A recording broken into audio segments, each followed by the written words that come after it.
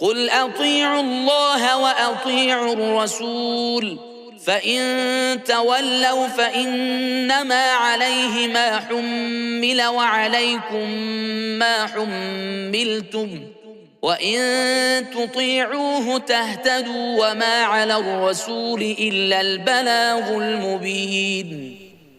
Ey Muhammed, sen ayt, Xudaya muti bolun ve Xudayin Resuluna muti bolun.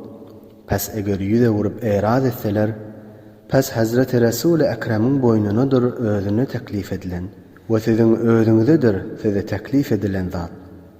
Ve eger Hazreti Resul-i Ekrem gıtabı bolsanız, onda hidayet tapıp doğru yolu düşürsünüz. Ve Hazreti Resul-i Ekrem'e lazım zat, fakat tebliğ edip risaletini yetiştirmektir. وعد الله الذين آمنوا منكم وعملوا الصالحات ليستخلفنهم في الأرض كما استخلف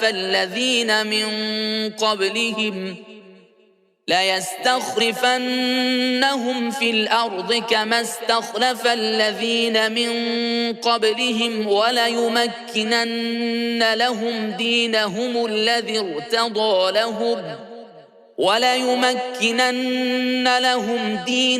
الذي ارتضى لهم وليبدلنهم من بعد خوفهم أمنا يعبدونني لا يشركون بي شيئا ومن كفر بعد ذلك فأولئك هم الفاسقون.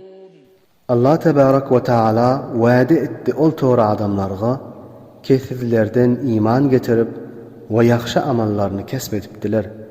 Elbette şolarını yeryüzünde halife eder.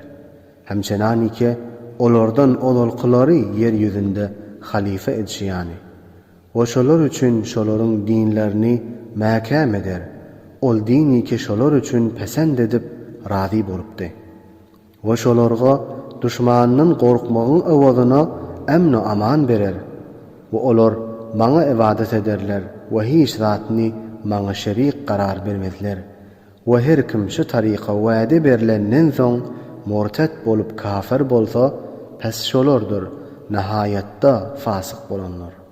وَأَقِيمُوا الصَّلَاةَ وَآتُوا الزَّكَاةَ وَأَطِيعُوا الرَّسُولَ لَعَلَّكُمْ تُرْحَمُونَ. Ve namazınızı vaktinde okuyup yerine getirin ve zekatınızı verin ve Resul'a muti bolun şayet size rahmet edilsin. لا تحسبن الذين كفروا معجزين في الأرض ومأواهم النار ولبئس المصير. Ey Hazreti Resul-i Ekrem, sen güman etme kafirlerini ki Xudani yerde aciz ederler deyip. Şoların cayları doğdaktır ve neveyle yamandır oların barcak yeri.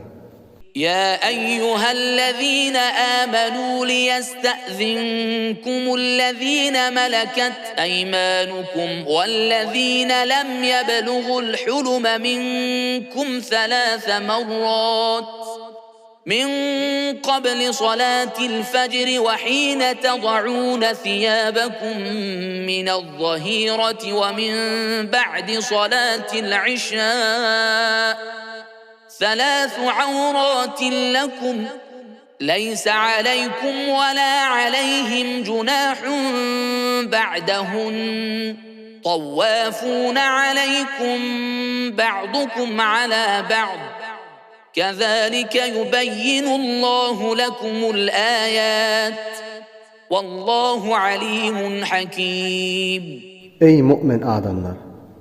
Sizden icazet istesinler, sizin satın alan kullarınız ve heniz balığa bolmadık oğlanlarınız da icazet istesinler 3 vakitte. Ertir namazdan oğul ve istirahat etmek için libaslarınızı çıkaryan gün orta vaktinde ve yatsı namazınızı okanızdan son. Şu 3 vakt sizin halvat bolyan vaktinizdir. Bu vaktlardan başka vakt size ve kullara ve oğlanlara ayıp yoktur. Olar sizin yanınızda barıp gelip durandırlar hizmet için. Bazılarınız bazılarga barıp gelip durandırsınız. Oglanlar we golamlar hytmet etmäge we sizde hytmet etdirmäge. Şu tariqa Allah tebarek ve Teala size ayetlerini beyan etýär we Allah